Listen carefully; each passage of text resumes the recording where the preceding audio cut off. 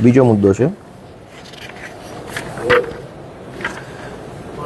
આજે વિધાનસભાનો 25મી માર્ચ 2026નો છેલ્લો દિવસ છે.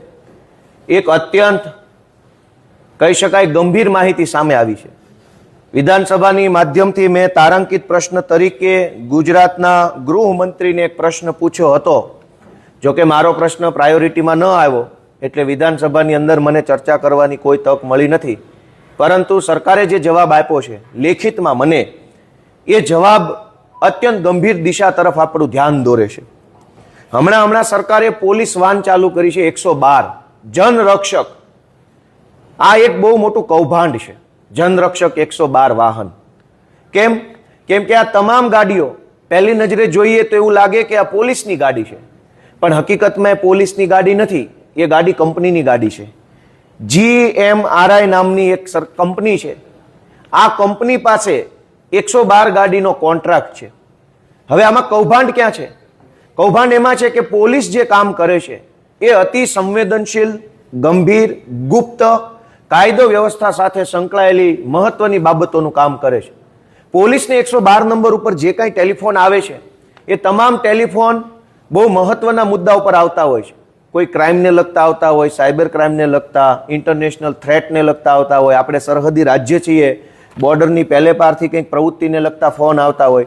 આવા તમામ મહત્વના, ગંભીર અને એકદમ કહેવાય કે રાજ્યની સુરક્ષા સાથે સંકળાયેલા જે ફોન આવતા હોય છે એ બધા ફોન ગુપ્ત રહેવા જરૂરી છે.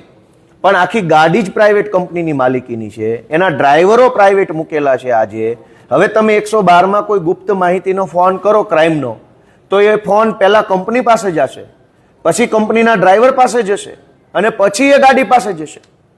તો પોલીસ એ પ્રાઇવેટ થઈ ગઈ. હમણાં થોડાક દિવસ પહેલા તો વિધાનસભાના માધ્યમથી મને જાણવા મળ્યું હતું કે પોલીસ ભાડે આપવામાં આવે છે. આજે એ જાણવા મળ્યું કે પોલીસની ગાડીઓ કંપની પાસેથી લીધેલી, કંપનીને આપી દીધી છે. એનો અર્થ એ થયો કે પોલીસ પ્રાઇવેટ થવાનું ચાલુ થઈ ગયું, કંપની હસ્તક. અને આ કંપનીને સરકારે 4,63,34,883 રૂપિયાનો તો એને પગાર ચૂક્યો છે. પૈસા સરકારના, પોલીસ સરકારની અને એનું પેમેન્ટ કંપનીને. એનો અર્થ એ થયો કે ગુજરાતની સરકારે ગુજરાતની પોલીસને અને ગુજરાત પોલીસના વાહનોને કોઈ કંપનીને ભાડે આપી દીધા. એટલે કોન્સ્ટેબલે ભાડે આપ્યો, 112 ભાડે આપી અને હવે કંપની બોસ થઈ ગઈ, પોલીસની બોસ કંપની. અને આ 112 નંબરની જે ગાડીઓ છે એ ગાડીઓને કોઈ ફિક્સ લોકેશન ઉપર મૂકી રાખવામાં આવે છે. અને કાગળ ઉપર એવું ચિત્ર મૂકવામાં આવે છે કે દર 10 મિનિટે તમને ગમે ત્યાંથી વાહન સરકારી કોલ લગાવશો 112 તો ઝડપથી 10 મિનિટમાં તમને કોલ એટેન્ડ કરી લે એવી ગાડીની સુવિધા મળશે. હકીકત તો એ છે કે હજારો પોલીસ સ્ટાફનો સમય બરબાદ થાય છે આ ગાડીઓ ફિક્સ લોકેશન પર મૂકી રાખવાના કારણે. પોલીસ સ્ટેશનોમાં વાહનોની શોર્ટેજ પડી ગઈ છે, કેમ કે દરેક ગાડીઓ ફિક્સ લોકેશન ઉપર 112માં મૂકી દીધી છે. અને આ 112 જે છે એ કોઈ સરકારી નથી, એ પ્રાઇવેટ કંપનીને કોન્ટ્રાક્ટ પર આપેલી પ્રાઇવેટ ભાડાની ગાડીઓ છે. આ ભાડાની ગાડીમાં જો જનતા ફોન કરે તો એ ફોન પહેલા કંપનીના કોલ સેન્ટરમાં જાય, સરકારના કોલ સેન્ટરમાં નહીં. અત્યાર સુધી એવું હતું કે કોઈ માણસ 100 નંબર ઉપર ફોન કરે તો એ ફોન SP ઓફિસે રહેલા કંટ્રોલ રૂમમાં જાય. એ કંટ્રોલ રૂમમાં સરકારી માણસ બેઠો હોય, એ સરકારી માણસ ફોન ઉઠાવે. અત્યારે 112માં ફોન કરો તો અહીં અમદાવાદ નરોડા પાસે કે ત્યાં કંઈક એક પ્રાઇવેટ કંપનીનું કોલ સેન્ટર આવ્યું છે, એમાં ફોન જાય.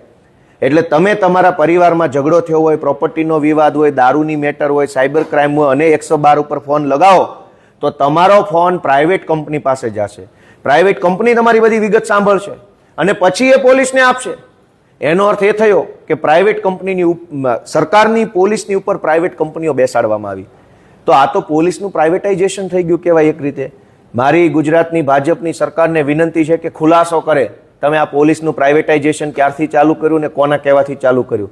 અને લોકોની ગુપ્તતા ભંગ થાય, લોકોની સંવેદનશીલ માહિતી લીક થાય એવું આ કામ છે. એટલે ગુજરાતના ગૃહમંત્રીએ આ બાબતે સ્પષ્ટ ખુલાસો કરવો જોઈએ એવી હું માંગણી વ્યક્ત કરું છું.